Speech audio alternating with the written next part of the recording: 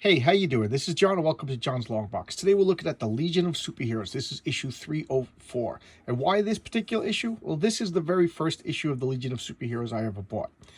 I remember it was the summertime and I was camping, and other families came with us, friends of the family. So my friend Mike and I, we've been friends since we were in diapers.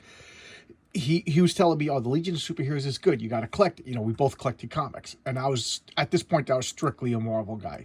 And he was like, oh, Legion of Superheroes is so good. And I was like, Bouncing Boy, Cosmic Boy. And he's like, yeah, the names are silly, but yeah, the comic's good. Just get over the names. And he gave me this issue to read. And a couple of, he went camping and he had brought some comic books with him. So I read like 4 or 5 issues. And I was like, God, that was really good. And because I was a crazy person, and I still am a crazy person, if I read the comic, I had to own the comic. So I was like, all right, I got to buy these comics. So the only one that I could actually find was this one. It was at a 7-Eleven. So there you go. I bought this. It's my first. It's not the first one I read, but it's the first one I owned. So let's take a look at it. Step inside the Legion Academy and find out. So what's going? A little setup. The Great Darkness Saga just happened. It was the Legion of Superheroes versus the Darkseid, and that was a big deal because nowadays in comic books, Darkseid shows up every 10 comics, kind of like Galactus. It's not a big deal anymore. But at this point, Darkseid didn't. You didn't see Darkseid for like. I want to say like 10 years or so, because it was a Jack Kirby thing. And when Jack Kirby left to go to Marvel, all of his creations kind of like, I don't know, at least Darkseid was put on a back burner. I guess out of respect for Jack, but whatever. And they hinted that Darkseid was going to get destroyed and not be seen for 1,000 years. And why? Well, we don't, and Jack Kirby never got to finish that story. So Grant Morrison showed the death of Darkseid when the atom went into his body, and it caused like an embolism and killed him. And then it took 1,000 years for him to recover and come back. And this is his comeback. So with the reveal of Darkseid was like a big shock. Okay, so that was the Great Darkness Saga. Of course they beat them and everything like that. But this is the aftermath. So the X-Men did this a lot. They would have a big story, and then they have one issue of like character development of not, I don't want to say fluff, but like ease, like, in between, easing the tension. And that's what this issue is. Jeez, I don't think I'm speaking very well tonight.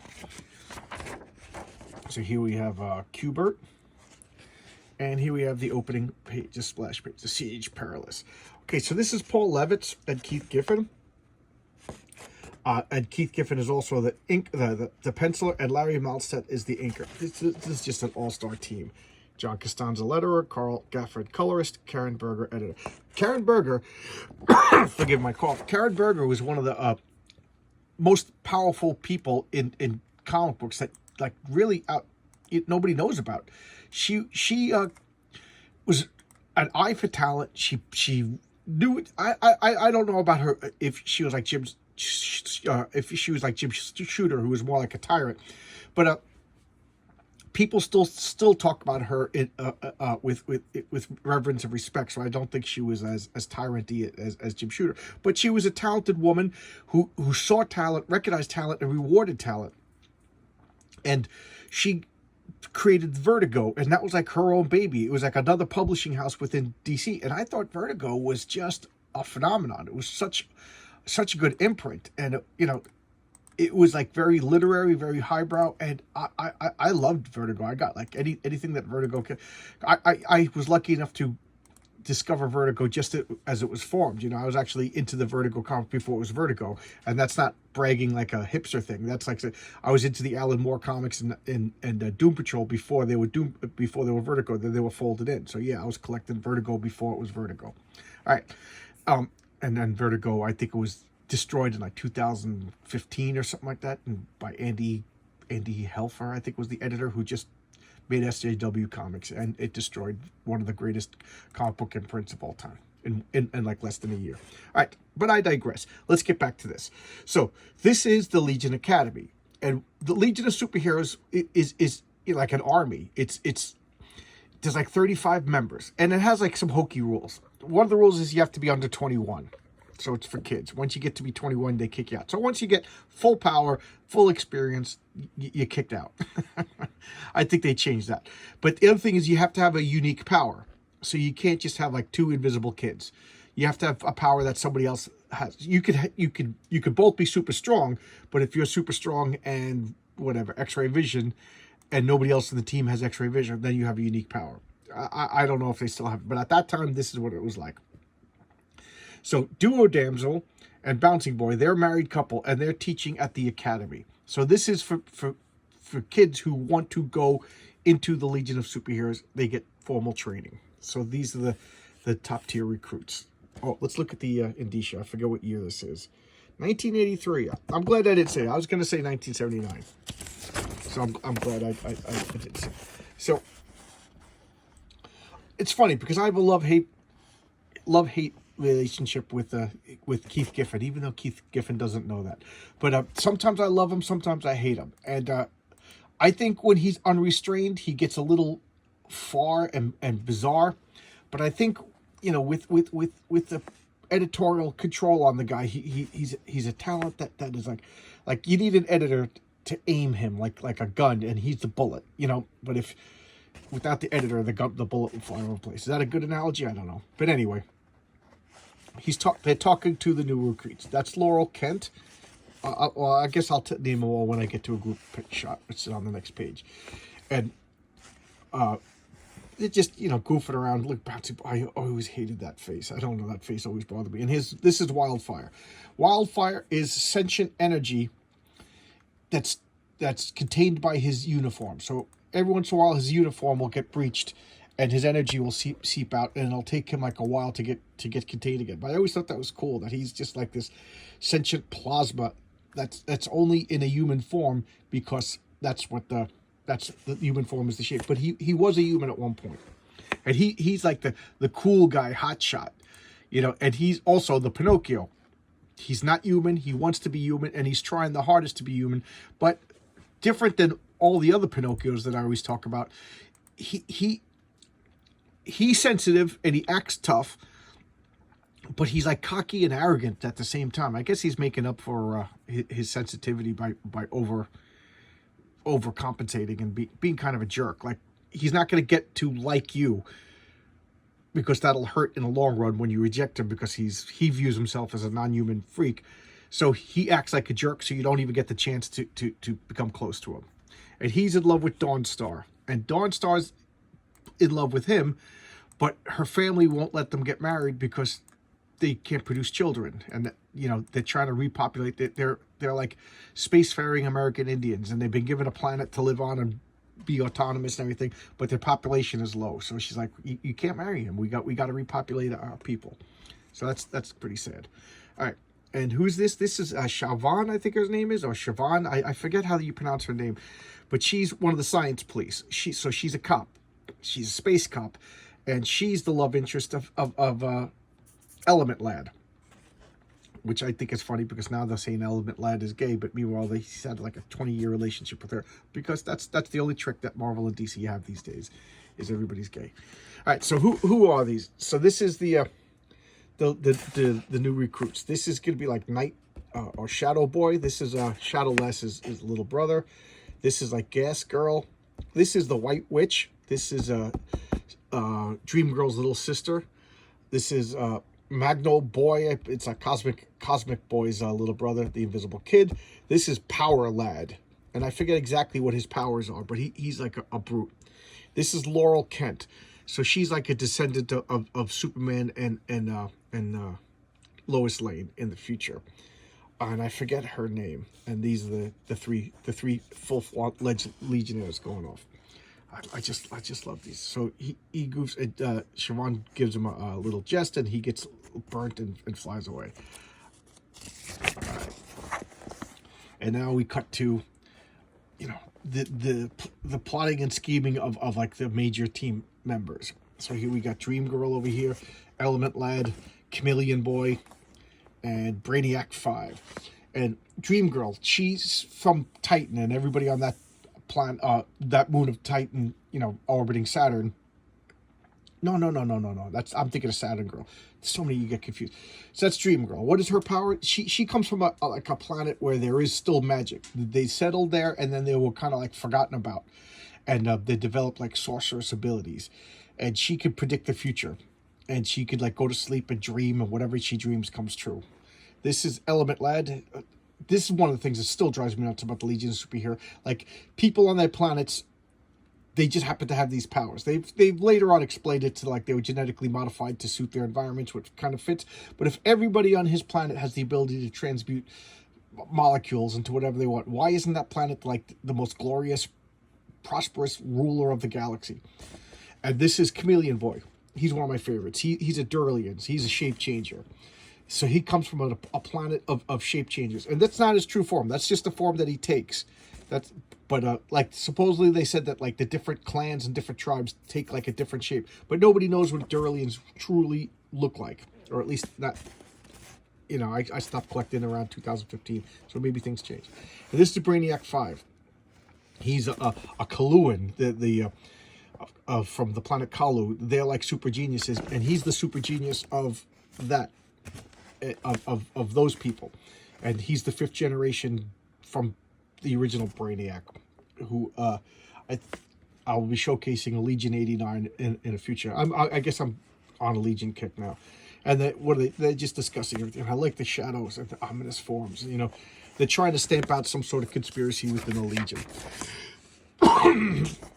Return of the Jedi's toys, pretty cool. Oh wow, an A-Wing. I didn't realize A-Wing was that old. I thought it was made up. I play a game called X-Wing with little pre-painted miniatures of different Star Wars ships, and you know, you decide on how big the army you want to make. So it's like kind of like a Star Wars space version of like, say, Warhammer or something like that, but it's a lot lighter. That's why I play it. You don't have to paint them, and it's a lot lighter. So here they are. They're going through like some tests. Laurel Kent wearing this sexy little mono bikini thing, and the Invisible Kid, the White Witch, Power Lad. And, you know, they're given, like, the equivalent of Danger Room techniques. And why do I like this so much? I liked it for one of the reasons is they're at Montauk Point, which I used to live nearby when I was a kid at this point. So it's kind of like, oh, cool, this is what, you know, it's going to look like 1,000 years in the future. The Legion Academy is, you know, at the end of Long Island. So they're going to fight these monsters, you know, and... like, I'll take the Flasher because Power Lad, he's like super strong and everything. So, and they're all given temporary Legion flight rings, so they could all fly. I don't know if they could fly already. I kind of forget, but they could all fly. So you can see there's the Invisible Kid over here, and he gets cocky, and this thing just takes him out. And Laurel Kent is like, oh, look, this thing's like a puppy. We don't need to be violent. So she's just, you know, playing with it and leading it away. And then Power Lad's like, you're not going to take that. He just starts like beating up some of these animals. And like, you don't have to do that. These things are like simple animals. You see, she's playing fetch the stick with this thing. So Power Lad is kind of like losing because he's taking a violent approach when you didn't need to. And the White Witch, what's her powers? She has like innate sorceress abilities. So she has like vaguely undefined magic abilities, which I always hate that stuff. I grew to like the White Witch. She grew to be a really cool character in her own right. So spoilers, she gets to join the Legion. But I just don't like that when the powers are undefined and therefore they could do whatever the writing wants. So she uses this thing to confuse it, twist it up, and sends it to sleep. A non-violent solution. Star Frontiers. I talked about this a few times. It's a role-playing game. It's like loosely based on like Star Wars or whatever, but it was very, very bath heavy. So, and they were, comic books were big at this, doing this like little line art without the color to symbolize like holograms, and then there's this little freaky alien. I kind of forget what he is, but he was, you know, causing trouble. He doesn't join. And Gas Girl, I think she gets demoted to the Legion of Substitute Heroes. And here we go. This is the Academy at Montauk Point, Long Island, New York. Look at that. That's just so cool. That's another thing that I really liked about this was the writing. They had like their own fonts and Interlac. So they had like a little language that they would put into. Interlac was the common language throughout the United Planets. You know, so there was local, you know, lingua francas, and then there was like, so think of it as like the official political language, like Latin or something like that in the Roman Empire, even though the locals may have spoken their whatever provincial languages. But Interlac was the language of commerce, and like media and everything, so everybody could communicate. And they made it up so there would be messages in Interlac written in the comics, and you could translate them. Every once in a while they would have like a little whatchamacallit, a guide, so that you could read the secret messages. I love that stuff. The Micronauts did it, the Legion of Superheroes did it. I love that stuff. So this is Comet Queen, and she spoke like a Valley girl, which I thought was, very funny at the time, considering it's supposed to be 1,000 years in the future, but it was a hot trend at the time. So she's a California Valley girl from another planet. And Laurel Kent, that's her costume. She wears this like just Superman cape, and check it out, the beach and everything. And here we have some actual Legionnaires fighting. So who's this? This is Ultra Boy, and this is Shadow Lass. So she could generate shadows that are like impenetrable to like sensor equipment. So if you're in them, you're just trapped in the void. And then Ultra Boy, he has like all the powers of Superboy, but one at a time. And it's not copying Superboy, because Superboy, for whatever reason, I guess, isn't a real member. But Mon-El has all the powers of Superboy, but he's not copying I don't know. So they kind of break their own rules. And who's this? This is Timberwolf. And who's Timberwolf? He's Wolverine. Same character. They were both created by Dave Cockrum. I think Wolverine or whatever. No, Timberwolf was... No, Nightcrawler was created for the Legion of Superheroes, and he got rejected, and then Dave Cockrum brought him over to the X-Men. But that was like, in his mind, there was like a Nightcrawler Timberwolf team up, and that's what came out in the X-Men. So Timberwolf is basically animalistic, animal sense, wild man guy. He's Wolverine, same exact character. The whole 80s like him. He's a wild animal. He's a wild man. And then, so I always like this grouping of the Legion of Superheroes. Timberwolf, Wildfire, the Ultra Boy and Mon-El and Shadow Lass and Shrinking Violet. They were like a little clique within, and I just liked them. And what a bunch of powerhouses they were. And here's Wildfire just takes short work of all these training droids, and he's pissed off because of who he is. And then you have Gas Girl, and I forget her name. Oh, Lamprey, and she could like absorb your powers. So they're talking, and she's like, "Look at him, check it out, Wildfire, because he's a bad boy." And like I said, just a lot of strolling and getting to know each other. And this, I was like, what? You see here, you can see the L, so it lets you know that you're in the Legion headquarters. And what is this freak? That's Chameleon Boy. He's using his shape chain powers. And this is Shrinking Violet. She could shrink down to like smaller than an atom, and her boyfriend is Colossal Boy, who could grow to the size of planets. There's just so many members, and it's hard to keep track. And that's one thing that you did when you got into the Legion of Superheroes in this era. Not only did you know their names, you knew their costumes, you knew their secret identities, you knew their personalities, and yes, you even knew their like energy signatures. There's a famous panel where they're all firing at Darkseid, and you could just see, like, I just loved, like, you could see Cosmic Boy's energy, Lightning Lad's energy, of Wildfire, just all of their different energy streams, Ultra Boy's, what does he call it? Ultra Vision. It's just so cool. And they did a good job keeping like 30 members like distinct with good screen time and good personalities. See, there's his girlfriend. So the other, I forget that wasn't his. Oh no, this is Starboy, and this is Siobhan. Yes, Siobhan. And Starboy's power, he controls gravity. And I think the 21 age limit has been repealed at this point because he's old enough to have a beard. And he kind of goes back in time, joins the Justice Society with the crazy brain for a while. But I always like this glowing Starfield costume. I thought doing the white gloves, just simple, elegant, such a cool superhero costume. At first, he only had the power to make things heavy. And then later on, they gave him the full-on powers of gravity control. And his sister was Light Lass. She had the power to make things light. And then she had the power to generate light. And then she went back to light. And I think she now controls gravity also. Warlord toys. I never got these, but this was a good comic. Arak, that was a really good comic, and then Hercules. This used to make fun of when it came out. I'm like, Arak is Son of Thunder. You buying that? And you're like, when the customers left. I worked at the comic book store. And then I bought a full run on eBay for like $15. And each comic was in like mint condition. And I read them all, and I'm like, this was awesome. It's one of my earlier videos. Arak was so good. I still don't think I did Warlord yet. I gotta showcase Warlord. So here we got Phantom Girl. They're a couple. That's Ultra Boy. She has the ability to turn like Kitty Pryde. She could phase through objects, become like a phantom. Ultra Boy, his power is he has all the same powers as Superman, but one at a time. So if he's flying, he's not super strong. If he's invulnerable, he's not super fast. If he's using his penetra vision or X-ray vision or whatever he calls it, then he's not flying. But he can always fly because he has a Legion flight ring. There's Timberwolf. That's Mon-El. That's another costume I've always just loved. I don't know why. It's the inverted colors of Superman. So he has a blue cape and a red costume. And who is he? He's a Daxamite. He's from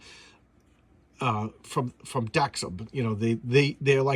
They were colonized by Kryptonians, and they lived on this planet, and they didn't have superpowers. But when they come to Earth, they got superpowers, but they're vulnerable to lead. So they're basically like useless on Earth because of all the lead. But Brainiac 5 made a potion to keep him from succumbing to his lead weakness. So he's basically Superman without any weaknesses at this point. All right, and then there's Shadowlass.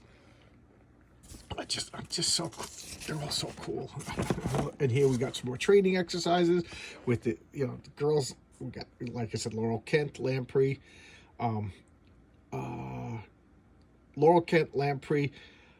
Gas Girl, and Comet Queen, and they're fighting. And now the boys are going to come in and break up the cat fight. Power Lad's being a jerk because he's jerky. Invisible Kid and White Witch are restrained just watching everything, and then she's using her vaguely undefined magic abilities. And at the time I didn't like her because this is like a superhero and science fiction blend, and then like magic, come on. But I kind of like that and that's one of the things I love about superhero comics is you can really blend all of the genres. So here we have, this is the scene that made me want to showcase this comic. I still remember the scene. Geez, it's 40 years ago. Christ, 40 years ago, and I still remember the scene. And this is what hooked me onto the Legion of Superheroes. It wasn't like, as much as the Great Darkness Saga was cool, I read those and I didn't own them yet. I had to go find them in back issue bins after.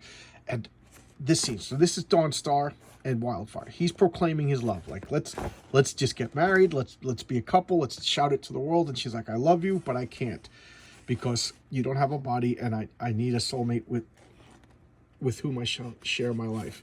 We can't have kids, Wildfire, but we both know, so take care. And look how hot she is, Dawnstar.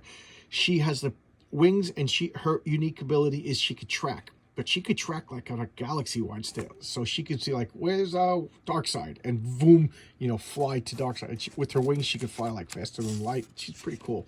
So he's like, Dawnstar. So now they're breaking up. And I love this. I love you. Boom! And I was like, and he says, damn. And just blows up. And it's like, and then they go to all the Legions that died. So Pharaoh Lad died. The dead Legion, why can't I remember his name? One of Dual Damble's bodies, and one dead signed Starboy, deputy leader. So there you go. The final is so nobody joined. I can't even think anymore. I'm so tired. Final decision. All applicants remanded for further training. Better. No new Legionnaires than another dead one. Signed Starboy. So Starboy's the leader right now, and he says that all the applicants need more training before they get joined because they don't want to join the rank of the dead. That's Karate Kid. Why couldn't I think of Karate Kid? Jeez. So, and I just was like, oh, Wildfire. And then they showed the Hall of All the Dead. I was like, oh, did he just die? Oh my God, did he just kill himself? And I was enthralled. That was it. That was drama. You couldn't tear me away from this comic at that point. So good. So good. Get anything. If you see Paul Levitz, Keith Gifford, Legion of Superheroes, just get it. Just get this comic, all right? And I wanted to do a short video tonight because I wanted to make a video, even though it's late for me, and this is going to be published very late, normal than I normally do, because I worked overtime today. But the overtime ended today, so I should be back on a normal, regular schedule. But that's besides the point. So tomorrow I'm going to do my live chat. Okay, so it's going to be 7:30 Eastern Standard Time. You know, that's where I live. 7:30 Eastern Standard Time. I'm going to do my live chat. I don't know how it's going to go. I don't know anything. I'm kind of nervous about it. If you guys don't show up and ask questions, it's just going to be a short, embarrassing little thing. So guys, show up, ask questions. I wanted to do something for when I made it to 300 subscribers. I'm like at 310, and you guys wanted to do a live chat. So I'm just going to grab a couple of comics, and I'll talk about comics. And if people show up, you know, answer questions, talk stuff, maybe we'll have like a back and forth. Who knows? Who knows? I'm you know, I've never done it before. I did 2 little tests just to see if it actually works, and to see if it was feasible, if my internet could handle it. And it seemed to have worked. So there you go. Tomorrow, 7:30, we'll do the live chat. All right, I'll see you then. Please show up. It would be kind of embarrassing if nobody shows up. All right, bye-bye.